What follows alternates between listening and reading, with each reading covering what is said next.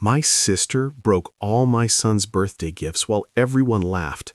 Then my father took off his wedding ring and said 4 words that changed our family forever. I, 32 male, am sitting here in the quiet of my living room, finally able to hear my own thoughts for the first time in months. I'm an average guy, a widower, and a father to a 7-year-old boy who is my entire world. My wife passed away 2 years ago, and since then it's just been me and my son, trying to navigate a world that feels a lot emptier than it used to. I've always been the solid one in my family. I worked through college, saved every penny for a down payment on a modest 3-bedroom house in a decent suburb, and I've never asked my parents for a single cent. My sister, who is 28, is the complete opposite. In our family, she's the one who needs a little extra help. That help has manifested as my parents paying her rent for various apartments she's been evicted from, covering her car payments, and basically acting as her personal ATM while she pursues various artistic ventures that never seem to go anywhere. The tension that led to the explosion started about 4 months ago.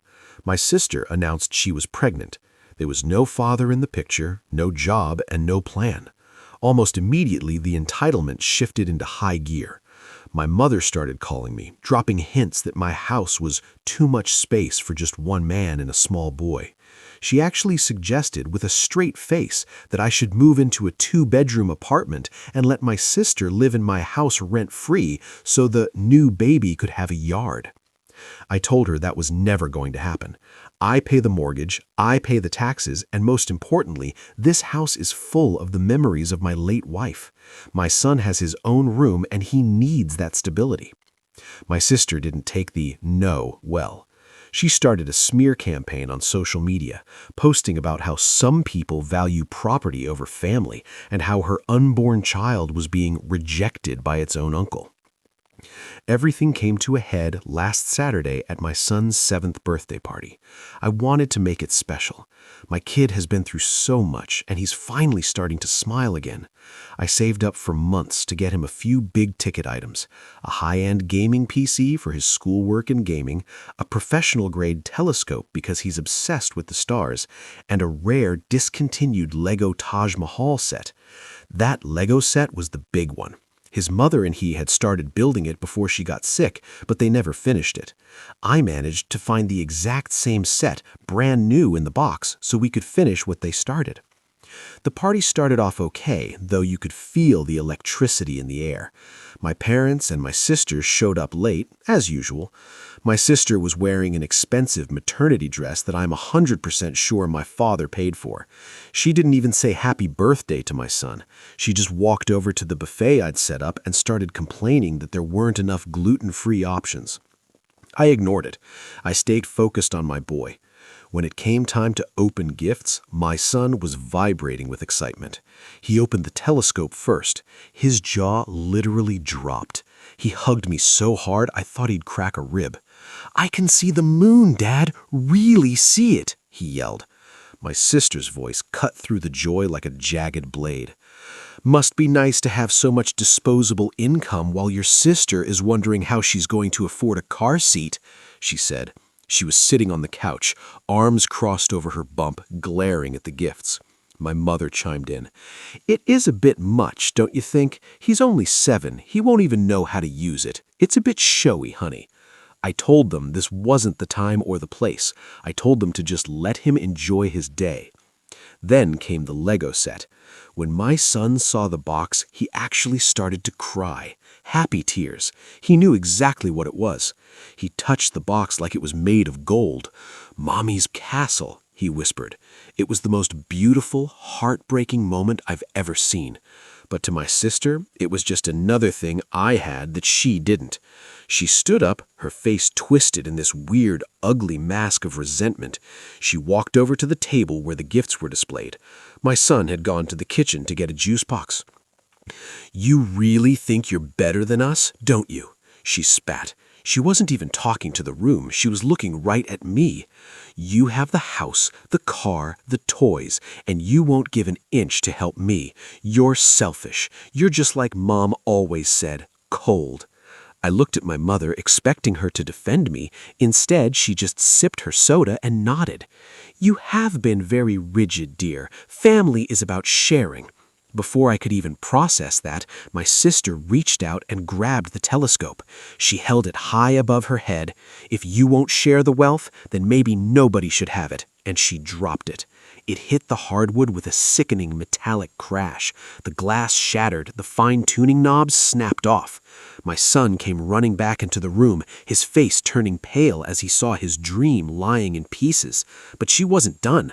She turned to the Lego Taj Mahal. She didn't just drop it, she threw the box against the wall, and when the bags of thousands of tiny bricks burst open, she began to stomp on them, her heels snapping the delicate bricks that could never be replaced. I was in a state of total shock. I couldn't move. I couldn't breathe. My son started screaming, a high, thin sound of pure agony. And then the most horrific thing happened. My mother started laughing. It wasn't a joke laugh. It was a triumphant, mocking sound. "Well, I guess that's one way to teach him about not being greedy. Maybe now you'll focus on what really matters, like your sister's needs." The room felt like it was spinning. I looked at my father. He had been sitting in the recliner the whole time, silent. He's a man of very few words, a retired foreman who worked 60-hour weeks for 40 years to provide for us. He stood up slowly. He didn't look at my mother or my sister. He walked over to my son, knelt down, and pulled him into a hug. Then he stood back up and looked at my mother. The look in his eyes was something I've never seen. It wasn't anger, it was a total, final clarity. My father reached up and took hold of his wedding ring. He had to tug it a bit because it hadn't been off his finger since 1985. He pulled it off and set it down on the coffee table right next to a pile of shattered Lego bricks. He looked at my mother and my sister and said 4 words that ended the world as we knew it. "I am done here." My mother's laughter died instantly. "What? Don't be dramatic. It's just a mess. We'll help him clean it up." "No," my father said, his voice like cold iron. "I am done with the lying. I am done with the stealing. I am done with you turning our daughter into a monster because you're too bored to have a real life. I'm leaving, and I'm taking my grandson and my son with me." He turned to me. "Get the boy's shoes. We're going to my cabin. Don't take anything but the essentials. We'll come back for the rest with the sheriff." My sister started screaming then. "You can't leave. Who's going to pay my rent? Who's going to pay for the birth? You owe me." My father didn't even blink. "I don't owe you anything but a hard lesson. You just destroyed the only thing that boy had left of his mother. You're not a sister, you're a vulture." We left.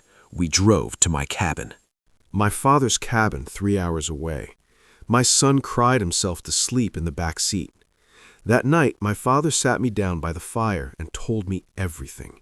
It turns out my mother had been funneling money out of their joint retirement account for years to fund my sister's lifestyle. She had hidden nearly $80,000 in loans that were never repaid. My father had found out a month ago and was trying to figure out how to handle it, but seeing them destroy my son's birthday was the final straw. He told me he had already spoken to a lawyer about a post-nuptial discovery and was preparing for a divorce. The next morning, the dirty tricks started. My sister, realizing her meal ticket was walking out the door, decided to go nuclear. She called the police and reported that I had physically assaulted her at the party. She told them I had thrown her to the ground and that she was fearing for the safety of her unborn baby. Because it involved a pregnant woman and a claim of domestic violence, the police were required to investigate immediately. 2 officers showed up at the cabin while my son was eating breakfast. I felt the blood drained from my face. I knew how this worked. In our state, a domestic violence accusation, even a false one, can result in an immediate emergency restraining order. If that happened, I wouldn't be allowed back in my own house, and my sister would likely move in under the guise of needing a safe space. It was a calculated move to steal my property. But here's the thing about being the reliable one. I'm also the prepared one. 3 years ago, after a string of package thefts in the neighborhood, I installed high-definition Nest cameras with audio in every common room of my house. I hadn't even thought about them during the chaos of the party. I looked at the officers and said, "I understand you have to do your job, but before you take this any further, I want you to watch something." I opened the app on my phone and pulled up the archive from the day before. I handed the phone to the lead officer. The video was crystal clear. It showed the whole thing. It showed my sister standing up, grabbing the telescope, and smashing it. It showed her stomping on the Legos. It showed me standing at least 6 feet away from her with my hands up, clearly trying to de-escalate. And, most importantly, it showed my mother laughing and telling her to tell them he pushed you when she saw the camera in the corner of the ceiling. My mother actually coached her on the lie while I was in the other room getting my son's shoes. The officer's expression went from professional to disgusted. "Sir," he said to me, "you aren't going anywhere, but your sister is in a lot of trouble." Because the value of the telescope, $1,500, plus the rare Lego set, $2,000, and the PC components, $1,200, exceeded the state's threshold for felony criminal mischief, the police didn't just take a report, they issued a warrant. And because she had filed a false police report claiming a violent felony assault, she was looking at significant jail time. My sister and mother didn't know the police had seen the video. They spent the next 2 days blowing up my phone with offers. My mother sent a long, rambling email saying if I gave my sister $20,000 and signed the house over to her, she would tell the police it was all a misunderstanding and the charges against me would go away. It was straight-up extortion. I forwarded every single message to my father's divorce lawyer and my own civil attorney. The revenge wasn't quick, but it was surgical. I didn't respond to the extortion. I didn't yell. I just let the legal system grind them down. First came the criminal side.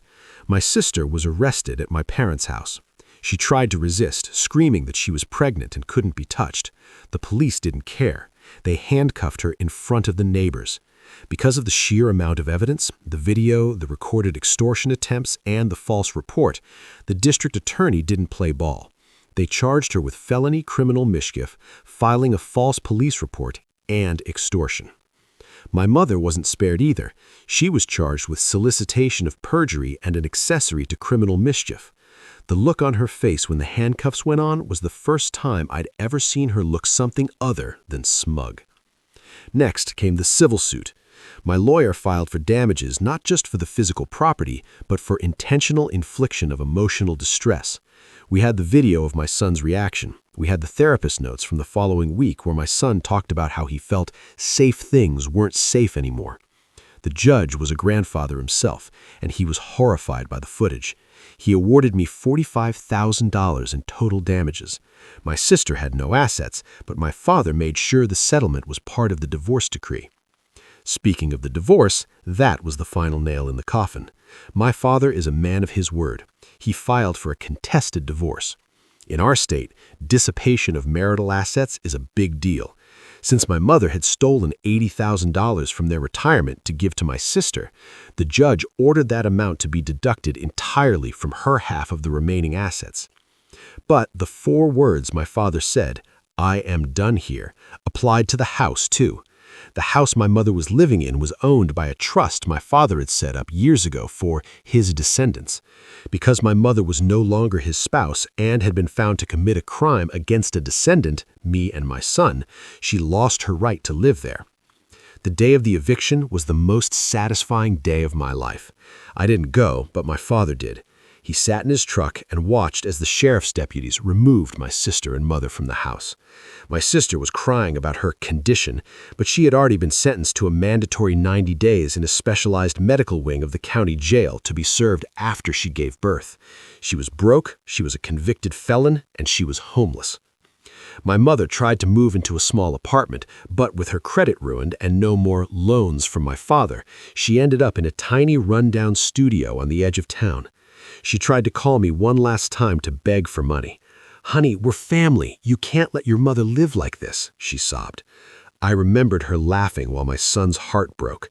I remembered her coaching my sister to send me to prison. "I don't have a mother. I have a landlord, and you're late on the emotional rent." I hung up and blocked the number. The aftermath has been a long road. My father moved into a small place near me. He spends every weekend with my son. We finally finished that Taj Mahal Lego set. It's not the original, that was crushed into dust, but my father spent 3 weeks hunting down every single original piece from the same year of production so it would be authentic. We built it on a high shelf, bolted to the wall, behind plexiglass. My son asks about his aunt and grandma sometimes. I tell him the truth in a way a 7-year-old can understand. Some people have a sickness in their hearts that makes them want to hurt things that are beautiful. We have to keep our circle small so we can keep the beautiful things safe. The sister gave birth a month ago. My father hasn't gone to see the baby. He says a child shouldn't be a pawn, and until my sister takes accountability and finishes her sentence, he won't enable her for a second generation. He's finally at peace. First time in my life, so am I. It's funny how 4 words can destroy a family, but it's even crazier how those same 4 words can finally set you free. Justice isn't always about getting back what you lost. Sometimes it's about making sure the people who took it can never reach you again. If you enjoyed this long overdue dose of family justice, you should probably subscribe. My sister might try to sue me for this post next, and I'll need the audience for the courtroom drama.